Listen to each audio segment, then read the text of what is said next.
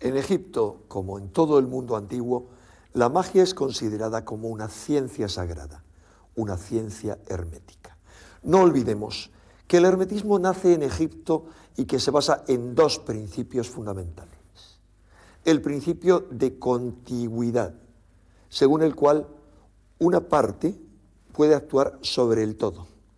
Por ejemplo, para producir un efecto sobre una persona, podría actuarse sobre una parte de su cuerpo, como por ejemplo sus uñas o sus cabellos, o bien sobre un objeto que estuvo en estrecho contacto con ella, como podría ser un anillo suyo. Y hay un segundo principio en el que se basa la magia egipcia, que es el de similitud, según el cual lo similar atrae a lo semejante. Basándose en este segundo principio, los magos egipcios actuarían sobre una persona haciendo un rito con su imagen. También usaban mucho los muñecos de cera, que en ocasiones, y de alguna manera que resulta incomprensible para nuestra mentalidad, podían actuar como seres vivientes. O bien, había otro procedimiento.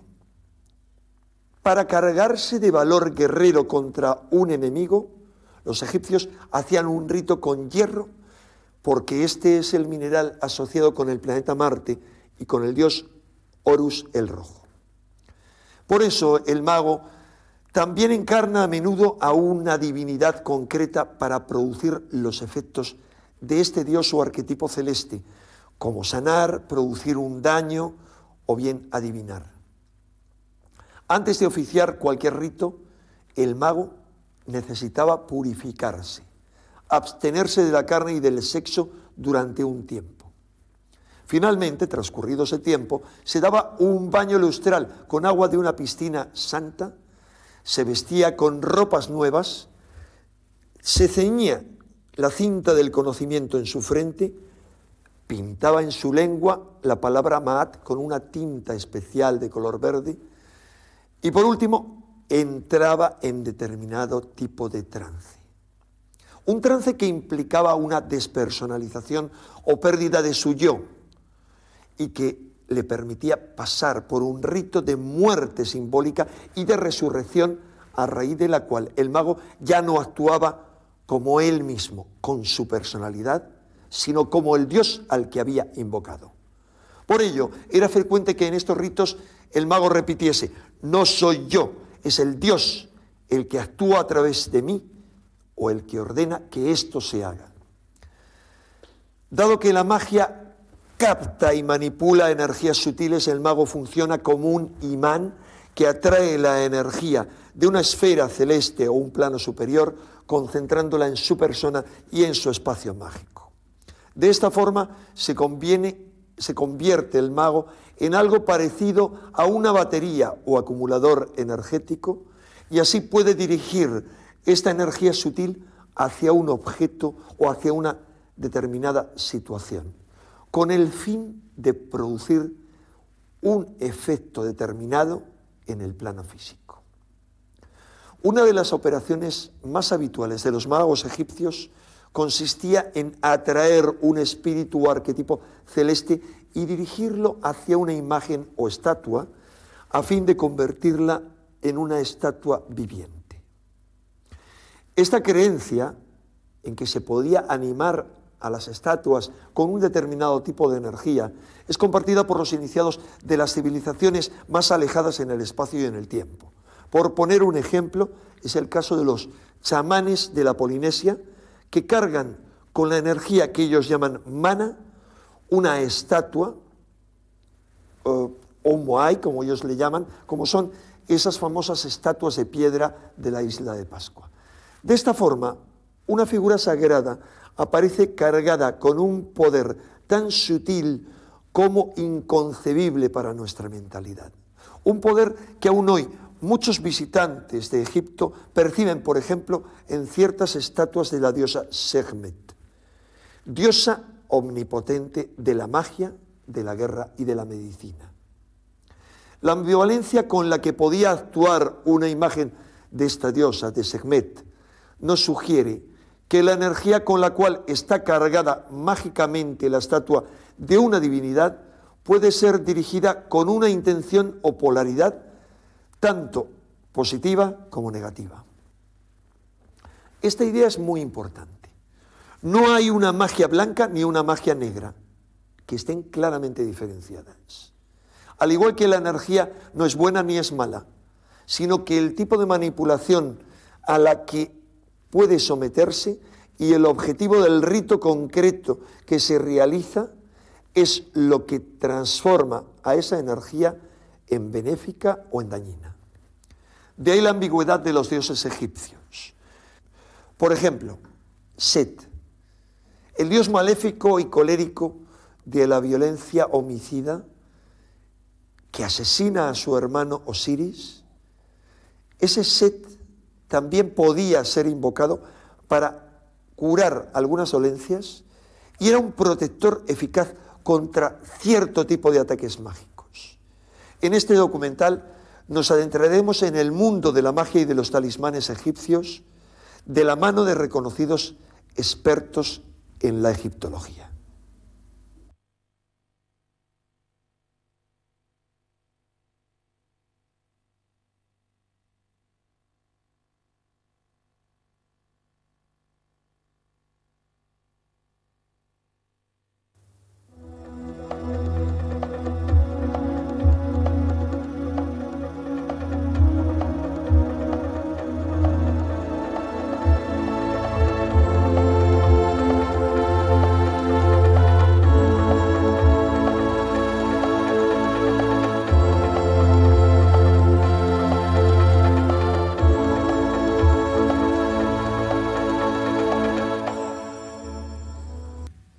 Es el egipcio un pueblo singular. Herederos de las más profundas tradiciones, su vida actual se centra en buscar su sustento diario, sacar su familia adelante y conseguir para sus seres queridos lo mejor que el futuro les ofrece en forma de esperanza. Los actuales habitantes del Nilo son supersticiosos. Su mirada está atenta a todos los presagios que aparecen a su alrededor, intentando interpretar los augurios para que la suerte les sea propicia. Un ejemplo. Ningún mercader dejará salir al primer cliente que entre por la mañana a su tienda, pues ello significará la escasez de ventas durante toda la jornada. No es tampoco raro ver que los taxistas llevan colgado en su espejo retrovisor el antiquísimo ojo de Horus, pues están convencidos de que el talismán les protege del mal de ojo. Son recuerdos de su pasado milenario en los que las tradiciones más profundas parece que se han incorporado genéticamente y en donde las leyendas, transmitidas oralmente de padres a hijos, han configurado la esencia de unos arquetipos que cabalgan entre lo humano y lo divino.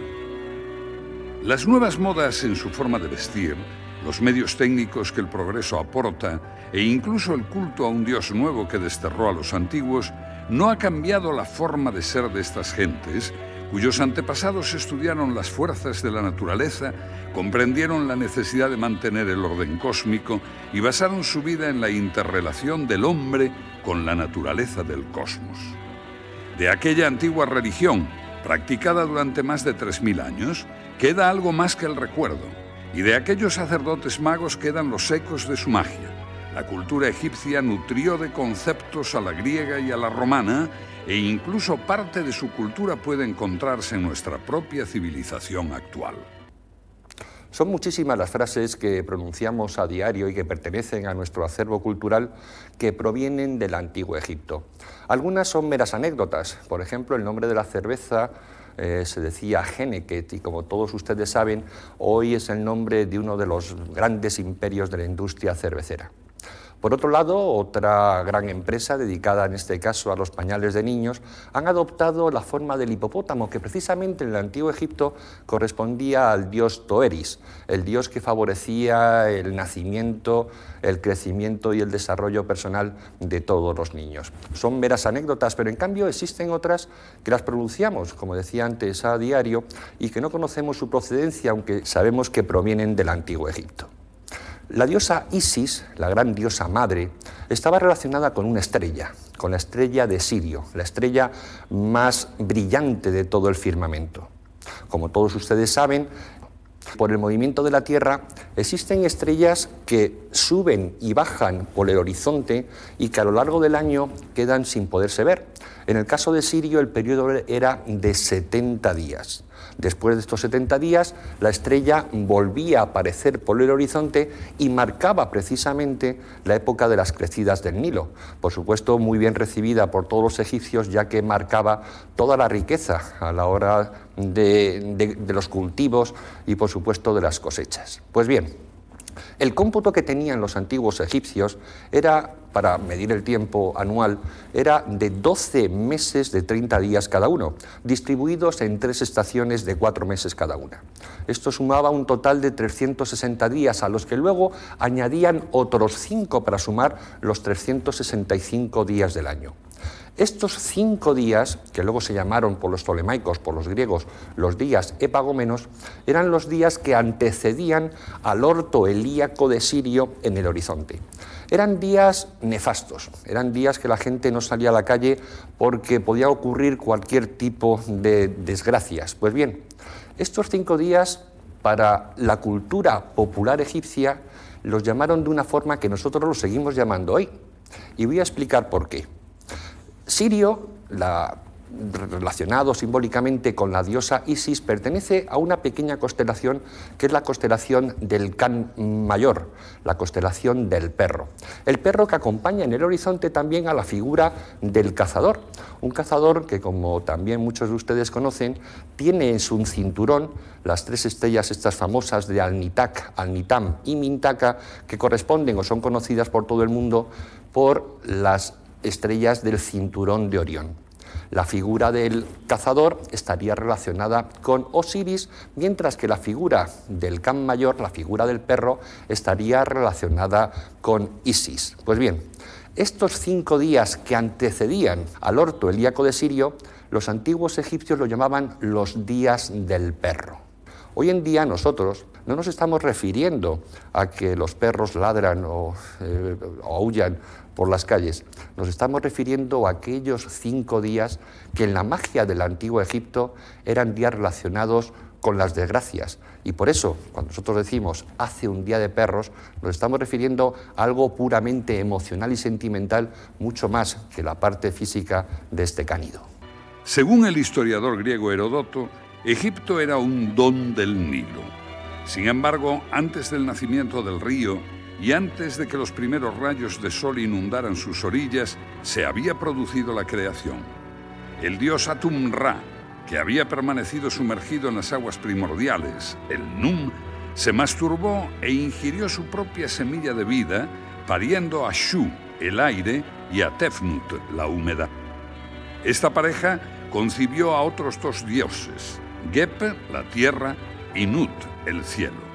Esta segunda pareja fueron los padres de Osiris, Isis, Set y Neftis. Y de la unión de Osiris y de Isis nació Horus. El orden alterado del océano primordial había cumplido su propósito. Lo que estaba arriba se manifestó también abajo, y esa armonía debía ser mantenida por los gobernantes de Egipto, porque todo procedía de lo perfecto y, por tanto, el equilibrio no podía ser alterado. El faraón, como máximo responsable de la unión mística con los dioses, no se limitó para conseguir sus fines con las pobres herramientas humanas, sino que esgrimió el poder de la palabra. El vocablo pronunciado por un ser creado a imagen y semejanza de Dios tenía asimismo el poder para ejercer la creación, Peret Yeru, capaz de dar vida a todos los seres representados por los signos jeroglíficos. Los sacerdotes magos, conocedores de la esencia de los hombres y de las cosas, conocieron y emplearon las fórmulas tanto para apaciguar a los dioses como para conseguir sus bendiciones. Se crearon los ritos, se perfeccionaron las liturgias, y el poder tanto del faraón como de la casta sacerdotal que actuaba en su nombre se erigió como directriz de los caminos a recorrer por una civilización que atribuyó su progreso a la magia. Lo que no se puede separar, como hacemos en el mundo moderno, es el concepto de sacerdote del concepto de mago o el concepto de médico. en Egipto todo era uno. El concepto es de persona que sabe, que tiene una formación en los templos, en la Casa de la Vida, durante 40 años, y esa persona que sabe, manipula, utiliza y conoce la magia y la sabiduría, la utiliza de formas diferentes, no solo para actuar con ella en grandes actos litúrgicos de mantenimiento del orden cósmico, sino a nivel particular también como gran médico o como gran sacerdote mago que mantiene pues la estabilidad de las fuerzas psicológicas, cósmicas, sociales o incluso la lucha contra los demonios de la enfermedad. En el antiguo Egipto no existió nunca distinción entre la religión, la ciencia y la magia, ya que los tres conceptos eran manejados por los mismos personajes. Los magos operaban con dos conceptos básicos, dos palabras mágicas que tanto su pronunciación como su simbolismo avalaban su importancia. Una era el Eka, el poder mágico, el conocimiento de lo invisible y de lo no concreto. La otra palabra era Ahu, concepto que equivalía al poder sobrenatural para manejar las fuerzas. Juntos, el Eka y el Ahu constituían la herramienta para crear o defenderse de cualquier agresión externa. Para nosotros, occidentales del siglo XXI, es difícil entender estos conceptos. Nuestra idea de la magia está comprometida por aspectos negativos y está clasificada más cercana a la superchería que a la ciencia, pero no siempre fue así. Esta fractura entre astronomía y astrología, entre magia y ciencia, proviene de los tiempos posteriores a la cultura faraónica, cuando el faraón y los sacerdotes dejaron de desarrollar su poder. En el mundo antiguo, la magia y la religión son muy serias, tanto como la astrología o la astronomía. Esta evolución de una formación, digamos, universitaria que duraba 40 años, a lo que ahora es, en mucho sentido, y que me perdonen los grandes profesionales de la magia, que conozco a bastantes, en superchería o engaño o venta de falsas esperanzas, deriva de la amortización. ¿Cuándo se produce esta amortización o desamortización? El sacerdote egipcio estaba mantenido, tenía un ocio, podía dedicarse a su ciencia. Cuando Alejandro Magno invade el imperio persa, se destruyen muchos templos en época helenística, salen a ganarse la vida personas sin formación que tienen, entre comillas, que engañar. La magia no es algo cotidiano, no es algo que tú puedas comprar en un mercadillo. La magia no la tiene todo el mundo. Hay que estar muy bien formado para que una fórmula mágica funcione. Tú puedes decir abracadabra y no te funciona, pero si sabes cuándo lo tienes que decir, cómo y qué tono de voz tienes que utilizar, la fórmula funcionará. ¿Me explico? Es decir, si tú tienes el momento adecuado, la formación adecuada, el estudio adecuado, bailarás ballet o pegarás saltos por la calle. No es lo mismo un magnífico bailarín que un señor que pega saltos sin formación. No es lo mismo un gran pianista que interpreta a Mozart que una persona que sabe el do, re, mi, fa, sol. Esa es la diferencia entre un gran mago y una persona que se gana la vida aporreando el piano en una esquina. Esta profusión de mercaderes de la magia fue en aumento a la vez que disminuía la influencia de la religión faraónica. Hasta entonces, la transmisión de los rituales mágicos se había realizado de maestros a alumnos tras las consiguientes etapas de iniciación. El periodo de aprendizaje total para llegar a ser un sacerdote mago podía durar hasta 40 años en las llamadas casas de la vida adscritas a los templos. Pero precisamente por ello, por ser las fórmulas secretas, Cualquier personaje aprovechaba la decadencia de los cultos egipcios y la liberalización de los preceptos y podía salir a la calle con cualquier liturgia que le permitiera convencer a los supersticiosos congéneres y venderles alguna pequeña ración de protección. El resultado final todos lo conocemos. Los conocimientos científicos fueron a parar a pequeños grupúsculos que intentaron mantener en su sociedad secreta parte del saber antiguo, mientras que en la calle proliferaron todo tipo de cuentistas y mercaderes de los más variopintos beneficios mágicos. Estas distinciones tienen su fundamento en nuestro mundo positivista racionalista del siglo XIX, y hay que tener en cuenta que cuando la egiptología nace en el siglo XIX están muy en boga toda esta serie de corrientes racionalistas y positivistas que tratan de, con método cartesiano, tratan de ubicar en un lugar lo material para en otro lado ubicar lo espiritual, a veces con intención de negarlo. Ellos no distinguían entre esto. ¿Por qué? Porque yo creo que conocían la estructura de los seres, de los elementos, de todo lo que les rodeaba en el cosmos, y conociendo esta estructura íntima, pues simplemente estaban acorde con la naturaleza propia de las cosas. Acercarse más a la naturaleza de una piedra o acercarse más a la naturaleza de un animal podía propiciar un comportamiento benéfico o conseguir algo propiciatorio para quien estaba actuando que si no lo conociésemos. Es un hecho elemental, ¿eh? Anteriormente, la cultura egipcia ya había escandalizado a algunos pueblos. En el caso concreto de los hebreos protojudíos, en la Biblia, se prohíbe taxativamente el empleo de la magia, incluso con condenas que podían llegar a la muerte. La magia fue considerada enemiga de la religión y ese concepto prácticamente es el que ha llegado hasta nosotros. Por el contrario, en el antiguo Egipto se practicaban dos tipos de magia. Una que podemos considerar de Estado, donde el faraón, como gran sacerdote mago, encaminaba sus sortilegios a las grandes empresas del país, procurando que se mantuviera el orden cósmico y que los dioses favorecieran con sus bendiciones la crecida del Nilo, las buenas cosechas y la defensa de las fronteras ante las invasiones de los enemigos. Hay una tableta de madera recubierta de estuco que procede del Bahari, que es del tiempo de Tutmosis III, hacia el 1479 a.C., y dice, por ejemplo, hace un cálculo de los y además es hecho por un astrólogo, y hace un cálculo de los días según los meses, que al fin y al cabo es el horóscopo también. Dice, por ejemplo, acontecimientos del mes de Tot. Si una mujer viene pasando delante de ti envuelta en un vestido y te saluda, esto significará un buen año. Si un carnero se acerca a un cerdo pasando delante de ti, con su atadura rota, dirás, va a sufrir una enfermedad, pero no habrá muerte.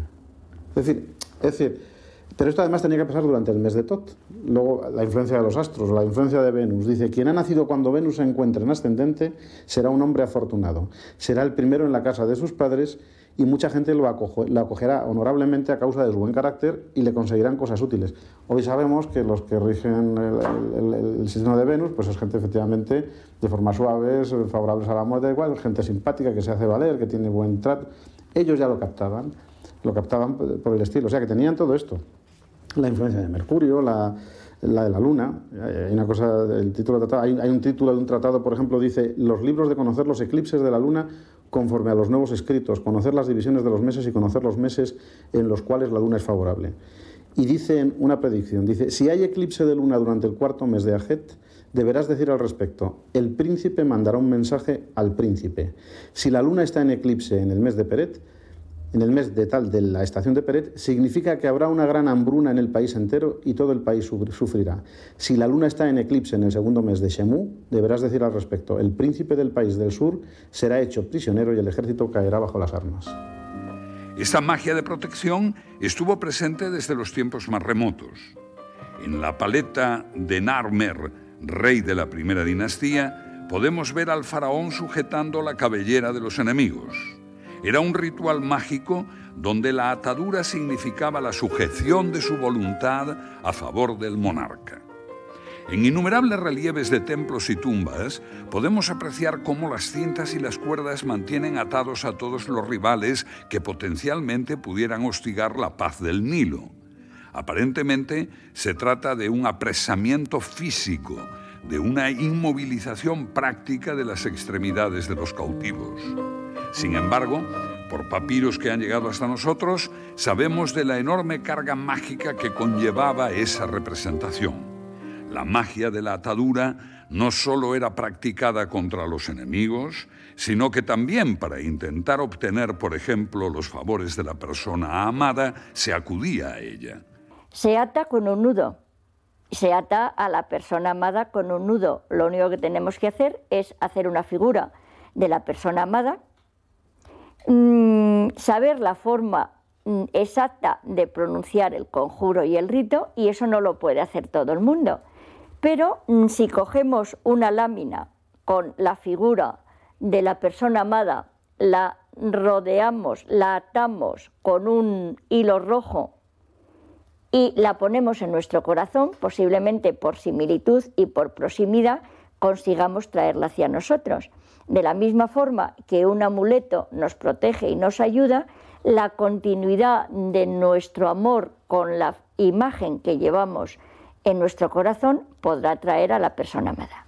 La magia contra los enemigos estaba asimismo presente en las sandalias del faraón, en cuya suela estaban representados los pueblos rivales, a quienes simbólicamente pisaba a cada paso que daba. También se han encontrado vasijas de barro con la representación de los pueblos enemigos que, al romperse con el ritual adecuado, atenuaban el poder que podrían ejercer. También existía una segunda magia, la que se practicaba de forma personal y particular para que cada uno de los egipcios pudiera acceder a sus propósitos, sanar de sus enfermedades y enfrentarse al futuro con las mejores garantías. En Egipto absolutamente todo es magia. Desde los materiales con que se hacían las figuras, que iban a llevar, sean amuletos o sean objetos de joyería, todo hay que pensar que siempre en Egipto todo es magia. Por ejemplo, todos los objetos que estaban hechos con una piedra, la piedra de la turquesa, estaban todos dedicados a la diosa Hathor y son de un azul espléndido y azul turquesa, como su propio nombre indica, ¿no? Y estaban también dedicados a la otra parte de la diosa Hathor, que es la diosa Sekhmet, dependiendo si era benéfica o maléfica el objeto que se iba a dedicar. Ahora mismo, cuando los turistas, los miles de turistas que pasan por Egipto, se llevan para sus casas pues el cartucho donde lleva su nombre, con este acto estamos haciendo un acto mágico, aunque sea actual, de la misma forma que lo hacían los antiguos egipcios. Eran tiempos en los que cada persona podía acercarse al templo para liberarse de las ataduras de su pasado, equilibrar su presente o propiciar su futuro.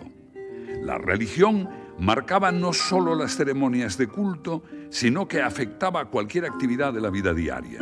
El templo era una especie de gran laboratorio cultural donde se accedía al conocimiento de los expertos en cuestiones materiales y espirituales y en donde se repartían favores a cambio de dinero.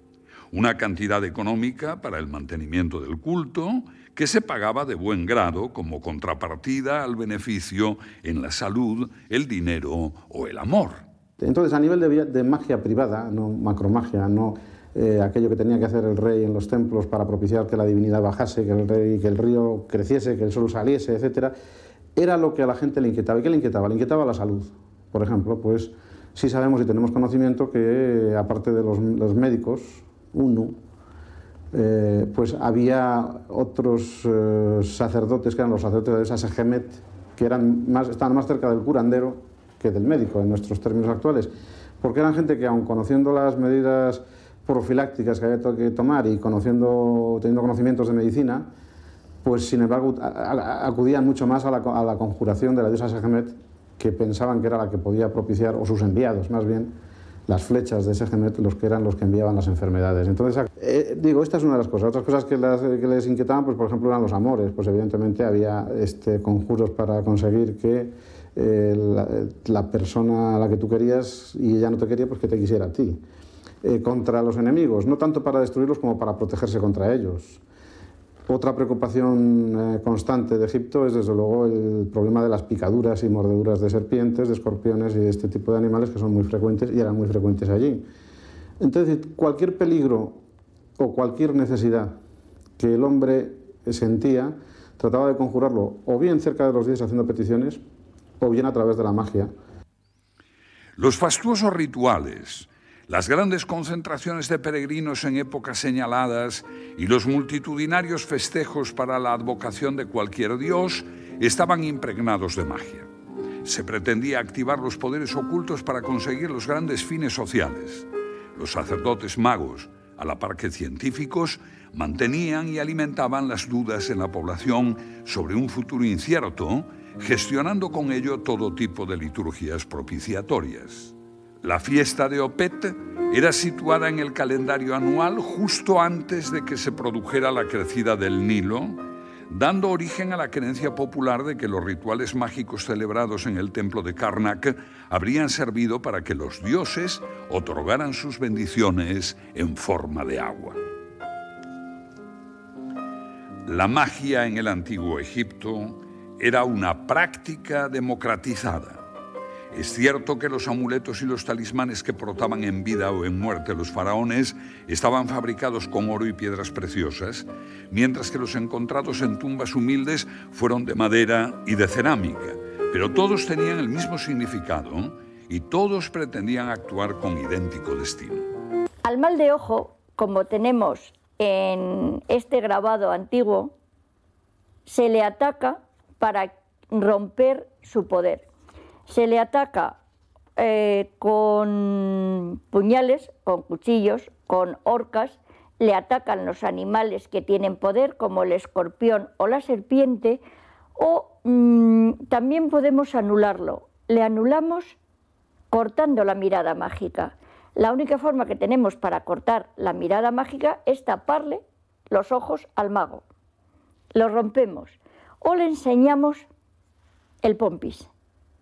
O le enseñamos el falo, le enseñamos las partes sexuales. Esto es un falo de cristal de roca que, si se lo enseñamos a un mago, le vamos a asustar, le vamos a sorprender, le causamos un desconcierto, le desconcentramos, deja de mirarnos mal y podemos huir. Ese es el significado que tiene también el ponerse un amuleto del ojo mágico.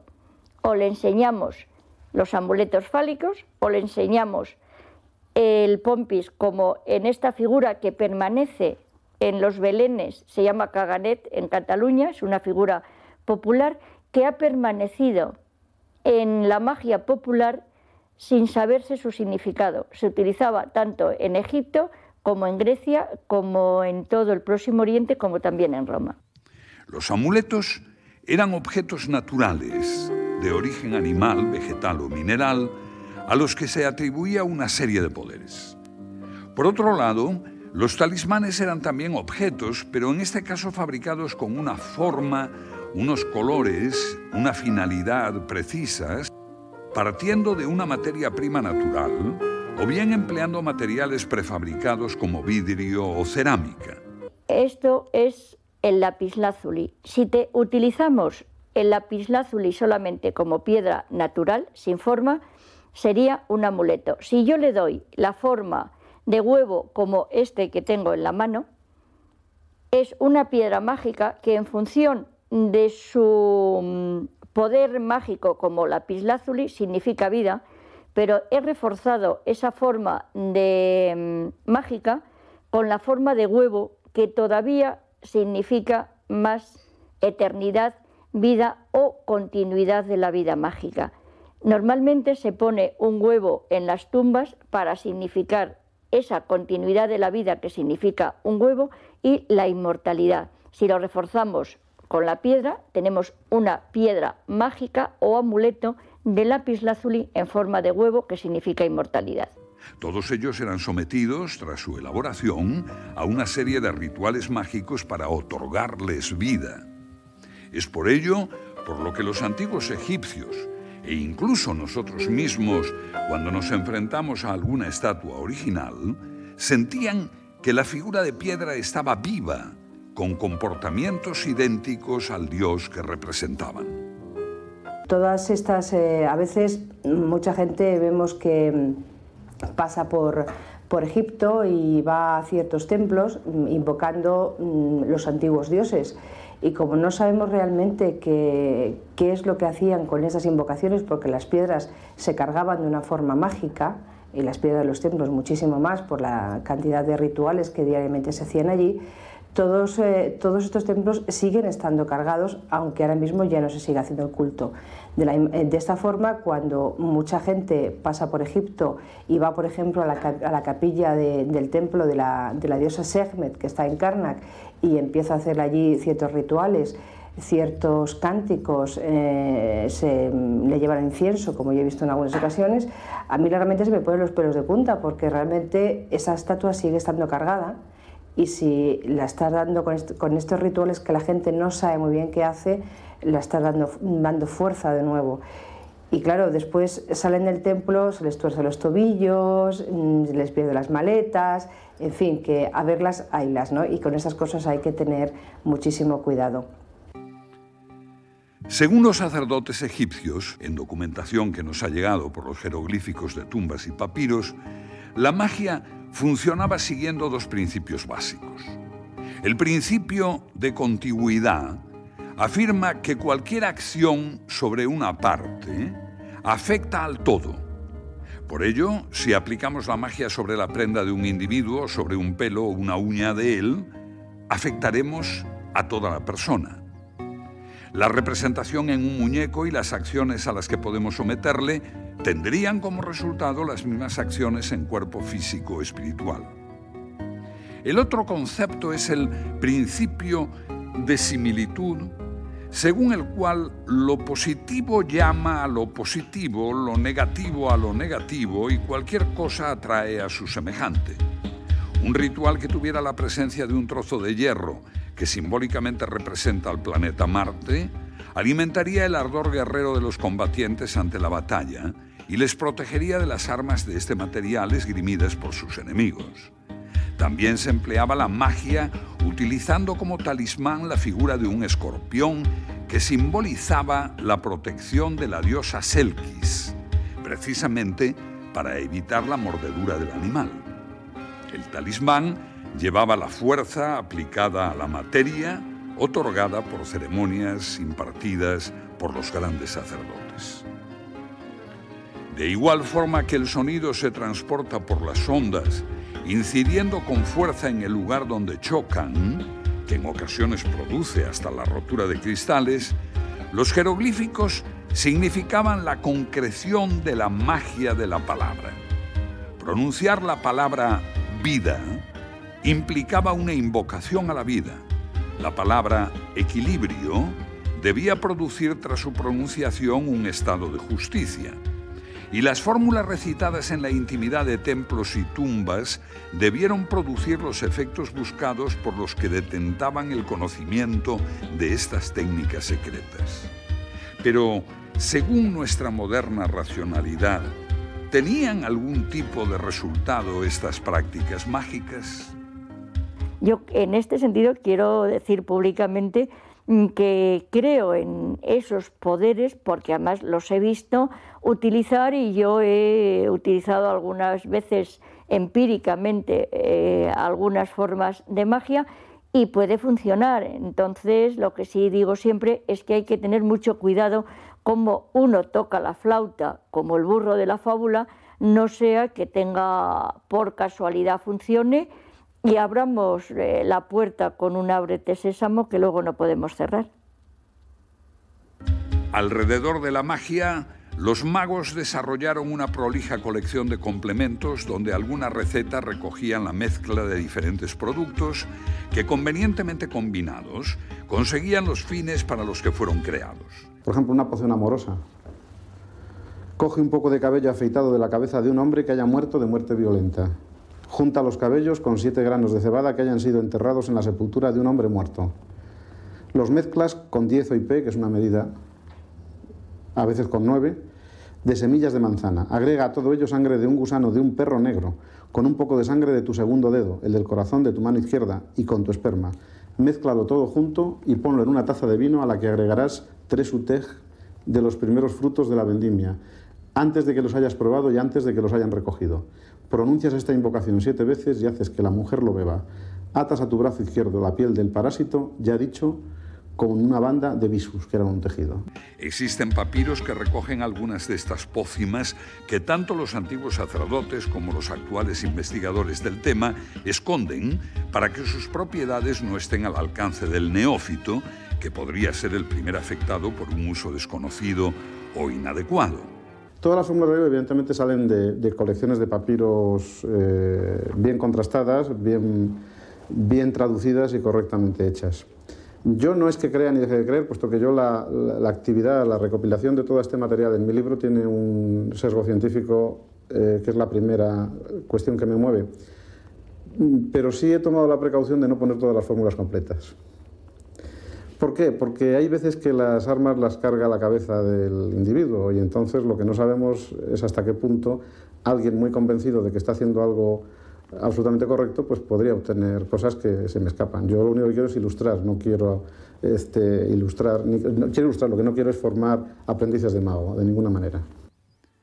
De cualquier forma, aparte de los grandes sortilegios realizados en la intimidad por los magos, existía una gran cantidad de objetos de uso popular cuya utilización era masiva tanto en vida como en muerte, teniendo en cuenta el singular concepto religioso egipcio que desestimaba la muerte y la vida en la tierra era solo el preámbulo para la existencia en el más allá, en el reino de Osiris. Los vínculos de la realeza egipcia con la trascendencia se manifiestan a través de sus símbolos de poder. Los faraones del antiguo Egipto emplearon un gran número de emblemas cuyo simbolismo relaciona el poder real con la religión y con la magia. Las coronas de los reyes eran también atributos de los dioses, con quienes compartían su utilización. Además de ser emblemas del poder, atraían a los monarcas los favores y la protección de las divinidades con las que cada corona estaba asociada. La corona blanca estaba vinculada con Nekhbet, la diosa buitre, protectora del sur de Egipto. Los egipcios la vincularon a las estrellas y en especial a la constelación de Orión. La corona roja estaba asociada a la diosa Neit, protectora del Alto Egipto. Tenía forma de cazoleta unida a una especie de mango vertical que se asemeja a las antenas de una abeja, animal que representaba el norte de Egipto. La doble corona, o Sekhmeti, unía ambas fuerzas y era indumentaria habitual del dios Atum. Sobre la frente de los faraones descansaba otro símbolo mágico vinculado con el poder, el ureo. Se trataba de una especie de diadema que representaba una cobra erguida con el cuello hinchado y el disco solar que representaba el ojo de Ra. Los egipcios asemejaban al ureo con una llama, ya que se atribuía a la cobra el poder de lanzar fuego con la mirada para destruir a los enemigos de Egipto. Algunos faraones, como Ramsés II o Tutmosis III, fueron representados eliminando a sus combatientes con el poder de este símbolo. Los cetros que emplearon los faraones en el antiguo Egipto estaban emparentados con las varas mágicas y encerraban un enorme simbolismo mágico religioso. El cetro Heka toma su nombre del propio concepto mágico y emparenta al faraón con el propio dios Osiris, quien sostiene este bastón en su reino. Este bastón de mando, semejante a un cayado de pastor, era un símbolo de autoridad. Su signo jeroglífico significaba reinar. De un modo simbólico, reconocía la labor del faraón como guardián de las gentes del Valle del Nilo. Solía usarse junto con el flagelo en coronaciones y rituales mortuorios. El flagelo era otro de los grandes signos de la realeza y estaba vinculado con la protección. Era una vara de la que pendían 2 hileras de abalorios, un instrumento simbólico del faraón para ahuyentar a los enemigos de Egipto. El cetro Uas atraía la prosperidad a los faraones y simbolizaba la unión del poder real con el poder divino. Es posiblemente uno de los amuletos reales más antiguos de Egipto. En un extremo de su vara vemos una orca y en el otro una estilizada cabeza de un animal parecido al perro. Su símbolo jeroglífico significaba la palabra vida, representando el renacimiento del faraón en el reino de los muertos. Las profundas raíces de la magia en Egipto trascendían con mucho las diferencias sociales y por ello encontramos símbolos mágicos tanto en la monarquía como en la nobleza y también en las clases populares, que podemos estudiar a través de los talismanes y amuletos, muchos de los cuales aún se emplean en nuestros días.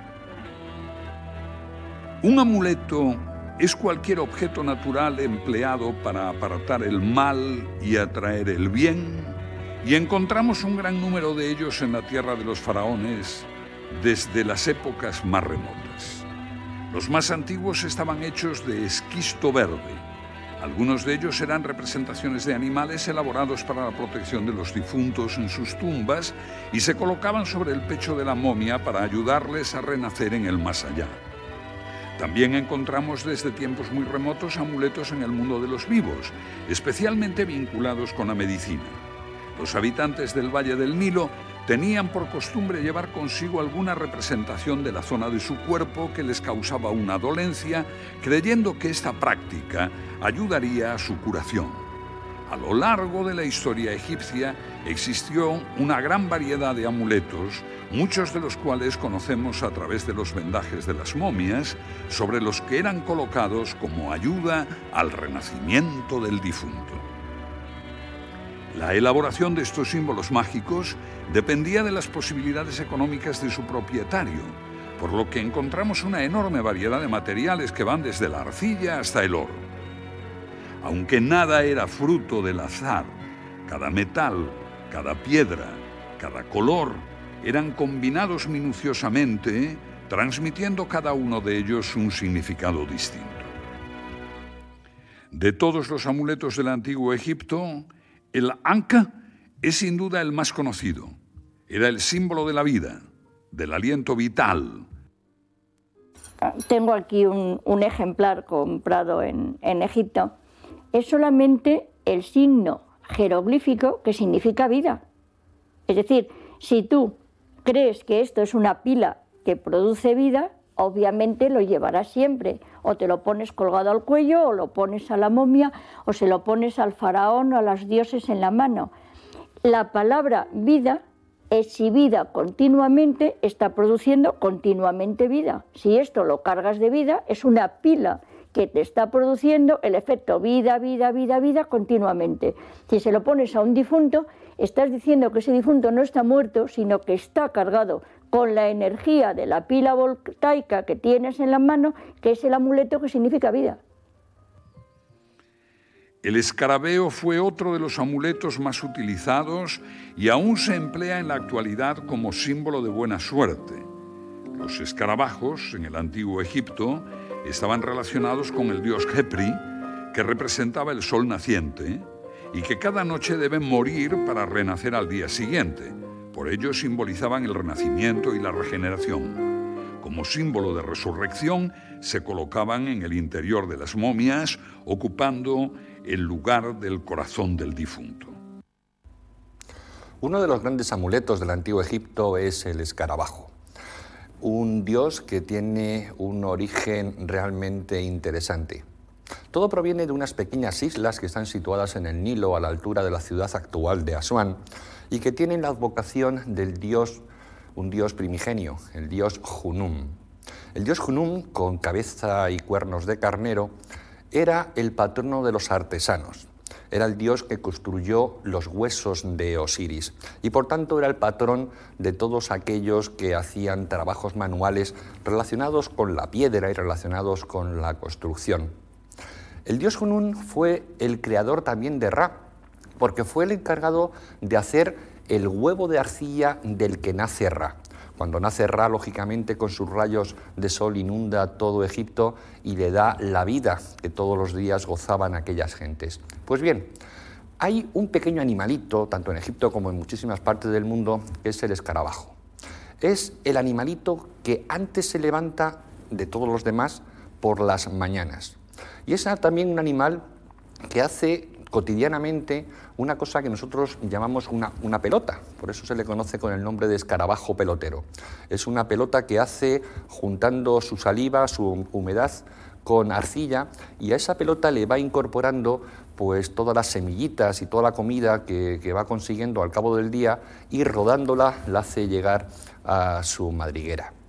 Pues bien, por asemejar la pelota que hacen los escarabajos con ese huevo de arcilla que hizo el dios Hnum para que naciera Ra, los antiguos egipcios dieron divinidad a este animalito, que es el dios Khepri, el dios Keper. Un dios que tuvo una gran importancia, porque era el encargado diariamente de que el dios Ra, el dios Sol, naciera.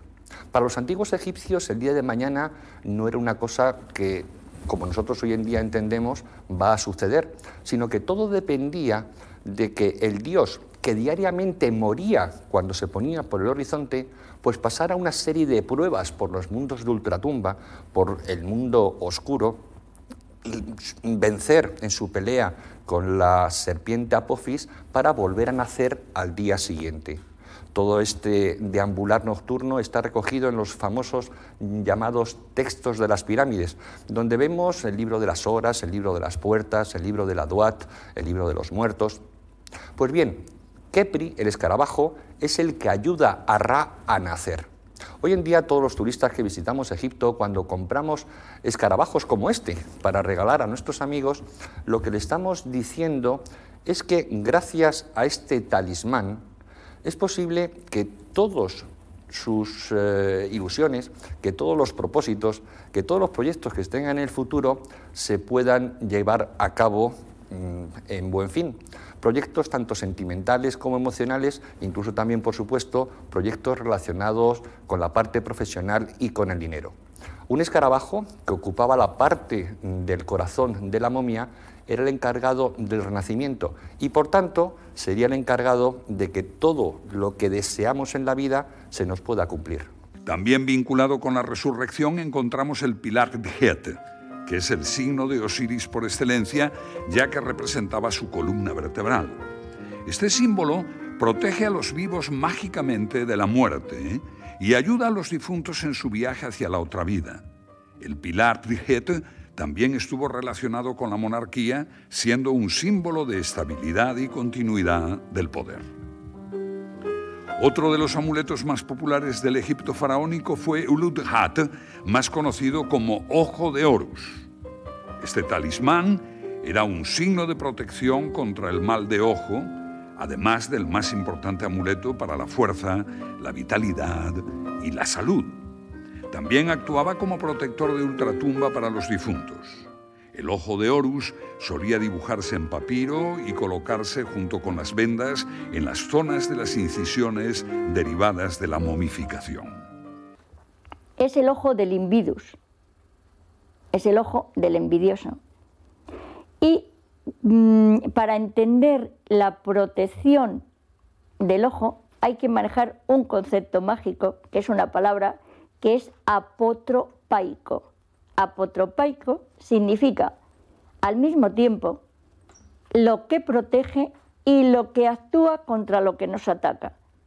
Entonces, en este sentido, este amuleto que yo llevo colgado al cuello ataca a quien me quiere hacer daño y me protege de los que me quieren hacer daño a mí. Creo que se entiende perfectamente que el amuleto es tanto un escudo como al mismo tiempo, digamos, una pistola cargada de energía mágica contra mis enemigos. Los amuletos funerarios por excelencia fueron los suseptis, pequeñas estatuillas situadas en el interior de las tumbas, que tenían la función de responder por el difunto y ayudarle en las labores de su nueva vida de ultratumba. El nudo de Isis fue uno de los amuletos más empleados por los egipcios en su vida diaria, aunque se desconoce su origen. Sabemos que otorgaba a sus propietarios la protección de la gran diosa de la magia, ya que era Isis la representante de la diosa naturaleza y de las energías de Gaia. El Sa Fue uno de los amuletos más propios de las mujeres, al ser el emblema de la diosa hipopótamo Toeris, patrona de las embarazadas. Además de los talismanes oficiales que acabamos de mencionar, los egipcios fabricaban sus propios amuletos. Por ello se han encontrado un gran número de los llamados marfiles mágicos que representaban alguna deidad o algún concepto para atraerse sus favores. En la vida cotidiana, los egipcios se rodeaban de símbolos para proteger sus casas, con divinidades y genios protectores. Por ejemplo, solían representar al geniecillo Bes sobre las cabeceras de las camas para ahuyentar los malos sueños. Los distintos gremios profesionales tuvieron sus propios amuletos, como los jueces, que portaban en el cuello la pluma de Maat, que representaba la justicia universal y el orden cósmico, los escribas, la pluma de Tot, o los médicos, que llevaban la cruz de la vida. Para nuestra ciencia actual, empírica y racionalista, la magia no tiene cabida. El admitir públicamente que se cree en la magia es como manifestar que se adolece de la razón suficiente. En esta sociedad del electrodoméstico, donde todo está mecanizado, los diferentes instrumentos de medida creados por los ingenieros son capaces de medir voltios, ohmios o amperios, pero se quedan mudos cuando se acercan a una estatua o a un talismán. Sin embargo, todos nosotros tenemos un lugar en nuestra casa donde nos encontramos más a gusto, un calzado o una chaqueta con la que nos sentimos más alegres o audaces. Aunque nuestra mente no sepa explicarlo, todos hemos tenido en nuestra vida rachas de buena o de mala suerte, e incluso hemos abandonado en ocasiones la idea de la casualidad cuando hemos interpretado que quizá nuestro futuro haya podido ser manipulado por alguna acción anterior. Yo creo que no hemos perdido la magia. El problema es que se tiene tanto miedo a la magia que creemos o queremos decir que no existe, pero la magia está ahí y la estamos utilizando todos los días. El egiptólogo no puede ser un coleccionista de piedras, no coleccionista, quiere decir un recolector, un señor que hace inventario de inscripciones. Sí, eso está muy bien, porque eso es necesario, pero hay que regenerar el alma egipcia, hay que recuperar ese mensaje. Esa es la labor, yo creo, del egiptólogo, es la que debe ser, a través del otro. Entonces, reflexionando en estos puntos, como en la religión, como en otros tantos, acabas haciéndote una idea de cómo pudo ser aquello de verdad. Son los mundos de lo absurdo, de la superstición, de la magia. Son terrenos en los que nos encontramos a disgusto porque no los comprendemos. Pero algo dentro de nosotros nos indica que están ahí. Y posiblemente tengamos que recurrir a los antiguos para entender muchas cosas que desconocemos de nosotros mismos y de las fuerzas sutiles que se mueven a nuestro alrededor, con el desconcierto que nos produce la posibilidad de que, además, puedan ser manipulables, como afirmaban los antiguos sacerdotes del Egipto faraónico.